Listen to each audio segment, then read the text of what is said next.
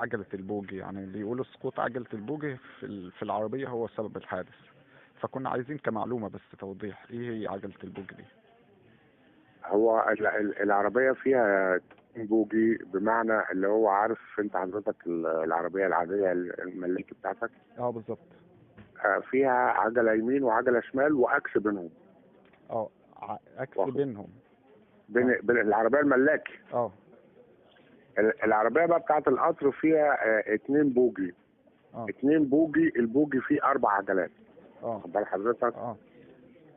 بينهم عكس، فالعجل ده بيبقى ماشي على القضبان. اه. هو اللي بيسمح بمسير القطر اه. سكه امنه، يعني طول ما هو ماشي على القضبان. اه. ان خرجت منهم عجله بره عن القضيب سقطت، اه. بالتالي تبتدي العربيه تسقط كده. اه. يعني البوجي هنا هو العجلة، هو العجل الحديد دي. طقم العجل. الطقم اللي مكون من 4. اه. فبيتقال عليه بوجي عشان كده، لانه يعني ايه، في شويه حاجات ديناميكيه كده في الملفات، بيعمل ايه، بيسمح بايه. اه. يعني مش عجله ثابته كده بس على السكه. اه يعني كان طيب. كان سماعه عجله يعني، فهو اسمه بوجي. بوجي عشان بيتكون من 4 عجلات. طب ال4 دول 2 يمين و2 شمال ولا بيبقوا جنب؟ زي العربيه بالظبط، او زي ما بتشوف في عربيه نقل. اه. طيب بيبقى فيها طقم الدبل الخلفي ده كده بالظبط. طيب هنا بيقولوا سقوط، يعني مش انزلاق. انزلاق كانت اتقالت لو البوج نزل من العجل، نزلت من القضيب نفسه، طلعت بره هو كلمة انزلاق اللي حضرتك بتقولها دي. هو القطر بيمشي عن طريق الانزلاق. يعني انزلاق يعني بينزلق على القضيب ذات نفسه، يفضل ماشي. فده ما فيهوش حاجة، ما فيش انزلاق. لكن هي سقوط. القضيب اليمين والشمال المسافة بينهم 143.5 سم. المسافة كام؟ 143.5. 143 سم ونص. واخد بالك؟ المسافة دي هي دي المسافة اللي بتسمح بمسير آمن للعجل بتاع البوجي على السكة. لو حصل أي حاجة في الكلام ده اتساع، بالتالي ممكن تسقط العجلة.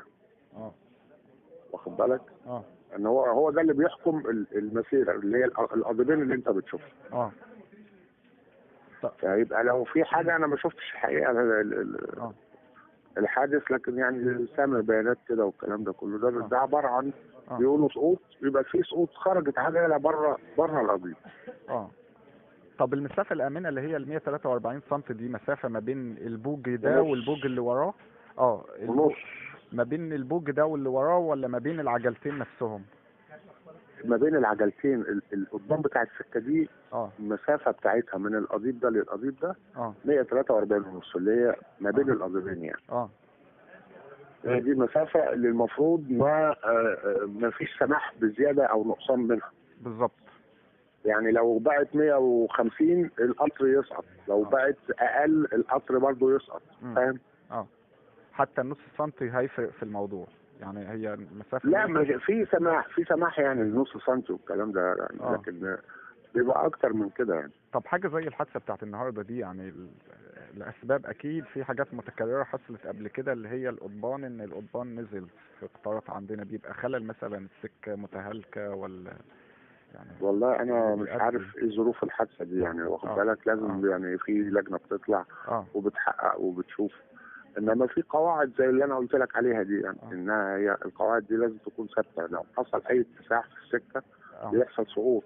طب الاتساع بيبقى نتيجته ايه؟ ممكن يعني اتساع في القضبان، تاكل في القضبان، عدم صيانه، السكه فيها حاجه. حاجه من الحاجات دي كلها. في حاجات كتير يعني، بس لازم تعاين عشان تعرف يعني، لان في ناس بتطلع تقيس العجل وتشوف ايه الفرق. هل في فرق ولا ما فيش فرق، وبتقيس السكه. مع الاسف معالي الوزير كان هناك من يومين تقريبا، وكان فعلا يعني كان في عمليات قياس، حتى هو كان بايده بالشبر كان بيقيس حاجات. شفته. كان في عمال بتشتغل. بس ممكن تكون مش في المنطقه دي يعني، في منطقه ثانيه.